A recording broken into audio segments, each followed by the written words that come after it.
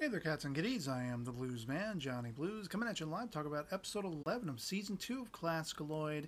And if I'm completely and utterly honest, I wasn't feeling this episode a whole lot. I didn't enjoy it nearly as much as every episode of season 2 thus far. And that happens. You know, it happened in season 1 a couple of times. There were episodes that I just didn't really get fully on board with and didn't really wow me or, whatever like that. I don't as much care about the characters of Berezovska and Chaikov and everything like that. And it was interesting in that it kind of answered some of my speculations about what Wakun was after. You know, what his revolution was all about. It is a revolution of sound. He's trying to outdo Baksama and everything, and it was somewhat comical that he's decked out in the wig and the glasses and the sort of cloak and everything like that, trying to very much embody Baksama, talk like him, and all that kind of stuff. And his whole aspect of trying to make them salty Klasky or whatever, rather than Kasky Klasky or whatever it is, and like getting them a job in a ramen shop. And they kind of actually reminded me, when they had the bandanas on and the aprons, they reminded me of Laverne and Shirley, the old 1980s sitcom spin-off to Happy Days. The opening of that show, in any case, where they're in like this, factory, and they have very much the same thing, like they're wearing smocks and bandanas on their heads. And, like, okay, so the boss there was kind of condescending and mean and salty, had a very salty attitude, and this is what Wakun is trying to bring forth with them, this level of condescension. They have to act like they're better than everyone, be a couple of little brats on stage, and once he accomplishes this and they figure out that's how they're supposed to be, it just wins everyone over. And like, okay, I was waiting for the other leg to drop the whole episode, like it's gonna fail miserably, and it's gonna blow up in Wakun's face, and it just kind of doesn't. It just kind of works for him, but then he starts to take the credit. He is their producer now. Mitsuru is just kind of their keeper.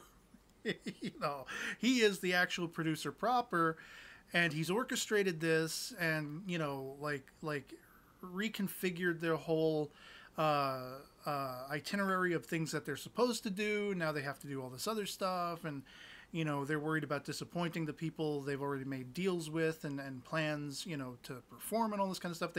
They got off on this whole tangent of doing like comedic plays and comedy skits and reactionary stuff where it would play up the humor, and I might have liked to see more of that.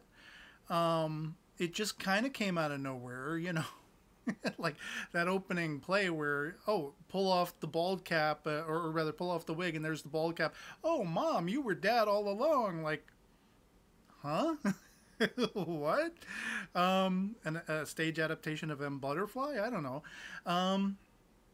It was just kind of weird. The episode, it was offset to me. It wasn't off-putting, and there were comedic elements to it. Like once the ClassicaLoids, they find that particular ramen shop, and the first time they go in, they're all chased out for all intents and purposes. But the second time they go in, when they've learned to follow the rules as set by the owner of the shop, the order in which you eat the noodles, and then the sides, and you don't speak, and all this stuff. They file in, and in a straight line. They sit down, they consume, they go step by step, they put down their money, and then they leave single file again. That was actually pretty stunningly funny. I actually laughed out loud at that. But everything else, it was like, what is the point?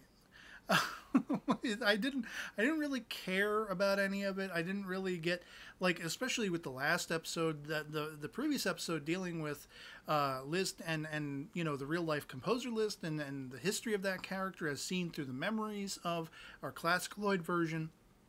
That was profound and very much engaging, and I just didn't get any of that. I'm not so much concerned about Wakun. I don't really care about him thus far. I'm mildly curious as to what his revolutionary tack is all about, and we kind of got that. It was, as I speculated, it's a revolution of sound. I don't really feel like that accomplished a lot or came to fruition thoroughly, because he didn't really change their sound at all. He just made them bitchier. You know, now they're condescending. Now they're a little meaner.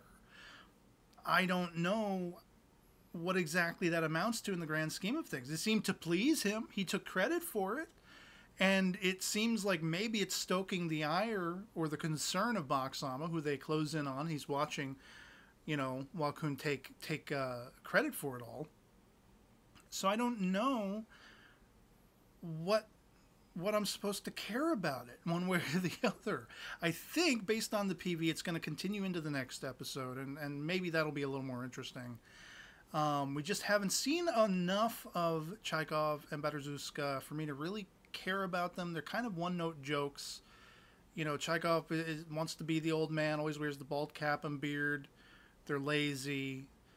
Badrzewska, you know, they play a little bit on the fact that they did have that tumultuous trouble in, you know, in the first season that threatened to break them up, and then they came back together. And the whole idea of like Sosuke being into her, like they just sort of hinted at that again. They didn't really play on that, which might have invested me more. It's not that I don't like them, I'm just not invested in them. I don't have any reason to really feel like I'm interested in them. Similarly with Wakun, you know. So overall, the whole episode was just kind of meh. You know, not really a whole hell of a lot to delve into as far as I'm concerned. It feels much more like an almost filler episode, but maybe more so a setup episode for when things are actually going to become momentous, you know. Not bad by any stretch of the imagination, and it could just be down to my mood.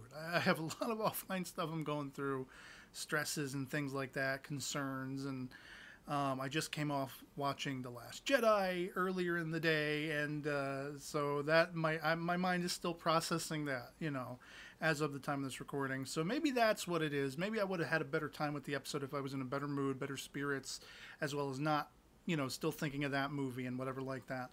But yeah, it wasn't the best either. So hopefully in the next one, onward and upward. And I'd love to hear from you guys what you thought of this particular episode, episode 11 of Season 2 of ClassicaLoid, if you've seen it as well, if you enjoyed it more than I did, if you agree with me that it was kind of, you know. And otherwise, that'll be pretty much it for me on this. If this video finds you well, and I'll catch you all later. Peace.